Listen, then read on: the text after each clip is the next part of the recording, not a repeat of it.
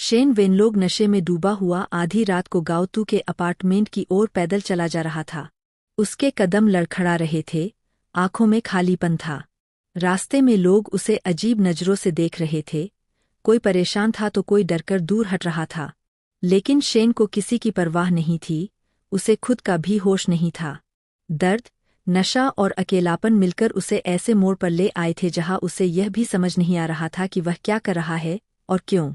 एक अल्फा होने के नाते गाओ किंग ने ऐसा सीन कभी नहीं देखा था। इस स्तर के अल्फा फेरोमोन की एक घनी लहर उमड़ पड़ी, जो इतनी पावरफुल थी कि दरवाजे के पार भी आइरिस की उस खुशबू का विरोध करना इम्पॉसिबल था। अल्फा ने तेजी से लात मारकर दरवाजे को खोल दिया। अंदर लगा मजबूत दरवाजा भी गिरने की कगार पर कांपने लगा। शांति से, गाओ किंग ने पुलिस हॉटलाइन पर कॉल करते हुए आइसोलेशन मास्क पहन लिया। पुलिस तुरंत मौके पर पहुंच गई, लेकिन यहां तक कि सबसे ट्रेन स्वॉट ऑफिसर्स भी एक ऐसे एस लेवल अल्फा को रोकने की हिम्मत नहीं कर पाए, जिसने पूरी तरह से अपना होश खो दिया था। शोर इतना ज्यादा था और फेरोमोन की घुटन भरी महक इतनी तेज थी कि शोर के बावजूद किसी भी पड़ोसी ने बाहर निकलकर देखने की हिम्मत नहीं की। अल्फा के फेरोमोन इतनी ज्यादा थी कि आसपास के कई ओमेगा इससे अफेक्टेड होने से बच नहीं सके और गर्मी के दिखाने लगे। स्वॉट अधिकारियों के पास पानी की तोपों का सहारा लेने के अलावा कोई चारा नहीं था, ताकि हवा में फैली आइरिस की खुशबू को कम किया जा सके, जिससे सिर की त्वचा में झुनझुनी सी महसूस हो रही थी। गाओ तू, बाहर आओ। पानी की तेज बौछारों से सिर से पैर तक भीगा हुआ शेन वेनलैंग लाल आंखों से वहीं खड़ा था।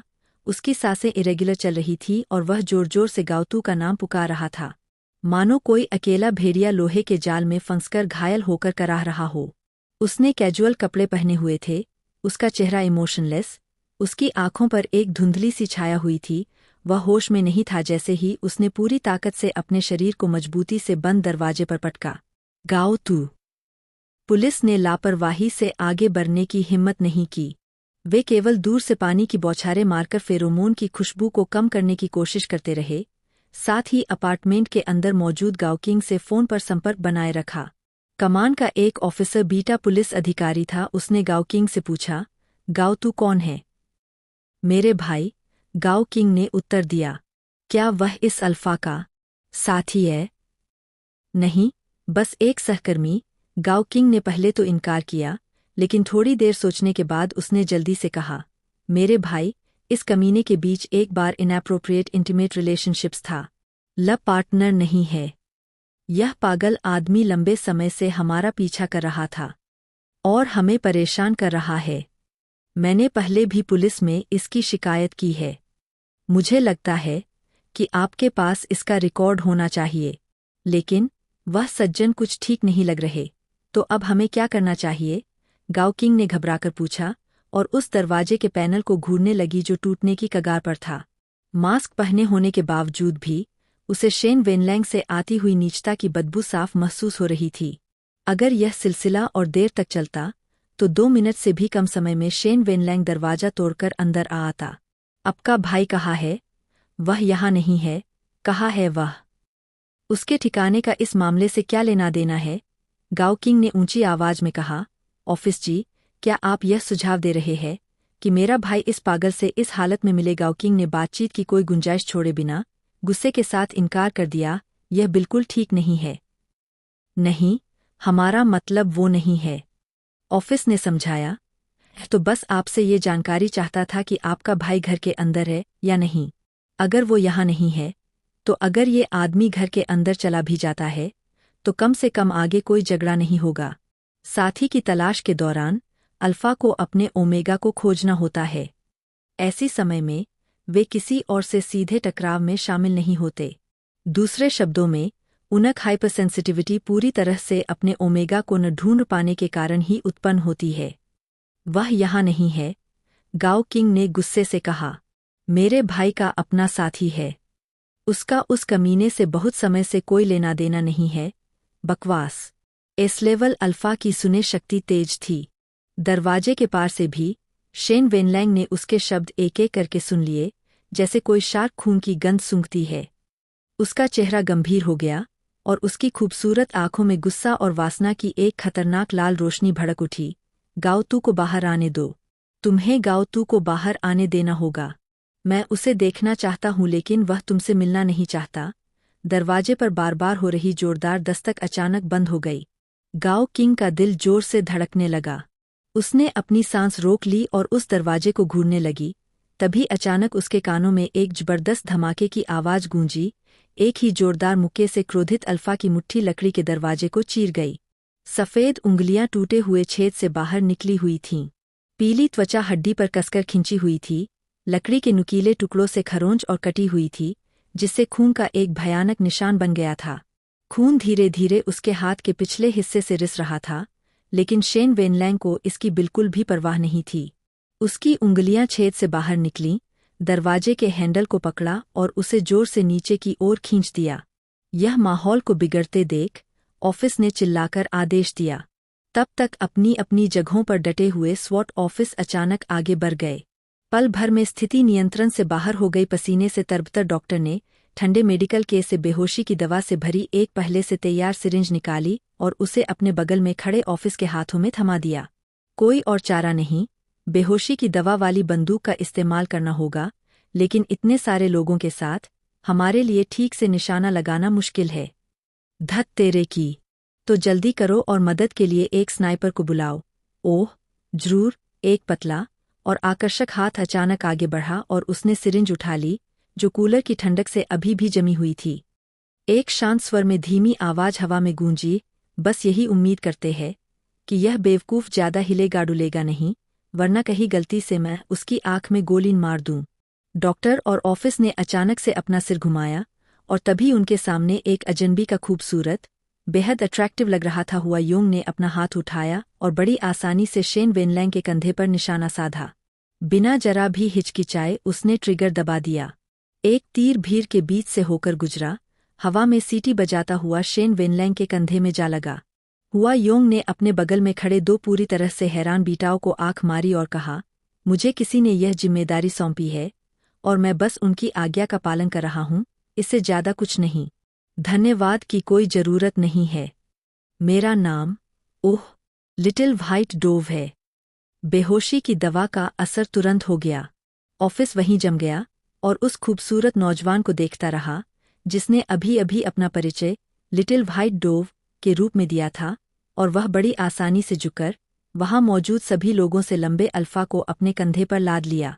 सभी को चौंकाने के लिए माफी चाहता हूँ। एक हाथ से हुआ योंग ने शेन वेनलैंग को अपने कंधे पर उठा लिया, जबकि दूसरे हाथ से उसने तेजी से कुछ दस्तावेज खोले। उन्होंने मुस्कान के साथ कहा, श्री शेन के माता पिता ने मुझे इस मामले को संभालने में सहायता करने का जिम्मा सौंपा है। असुविधा के लिए माफ करें, लेकिन अब सब ठीक है। आप सभी जा सकते हैं। 10 दिन बाद देश पी में मैं जियांगहू वापस जाना चाहता हूँ। तो फिर आप खुद अंकल शेन को बता दीजिए। शेन वेनलैंग ने गुस्से में दीवार पर लात मारी। वह अपनी पूरी ताकत से दहाड़ते हुए बोला, हुआ योंग, अगर तुमने मुझे बेहोश करके देश पी में घसीट कर न लाया होता, तो क्या मैं अब यहाँ अपने पिता के हाथों कैद होता? मैं और क्या कर सकता था? हुआ योंग ने शेंग शाओयू के लिए एक केला छीला और उस ताजे सुगंधित फल को उसके होठों से लगाते हुए उसकी आवाज काफी नरम हो गई, श्री शेंग, थोड़ा केला खाइए। क्या अब भी तुम्हारा मन केला खाने का कर रहा है? क्यों नहीं? हुआ योंग ने कहा, तुम्हारी पत्नी लापता है, इसका केले खाने से क्या लेना देना? बड़ी सहजता से उसने आधा खाया हुआ केला, जिसे शेंग शाओयू नहीं खाना चाहता था, अपने मुंह में ठूंस लिया और आराम से चबाते हुए बोला, सच कहूँ तो मुझे नहीं लगता कि तुम्हारे पिता ने कुछ गलत किया है। अभी तुम खुद पर काबू नहीं रख पा रहे हो। अगर तुम्हें इस हालत में रिहा कर दिया गया और जैसे ही तुम्हें सेक्रेटरी गांव मिले, भले ही तुम उन्हें तुरंत न मारो, लेकिन उन्हें तड़पा तड़पा कर मौत के मुंह तक पहुंचा दोगे। मैंने उसे कब सताया है?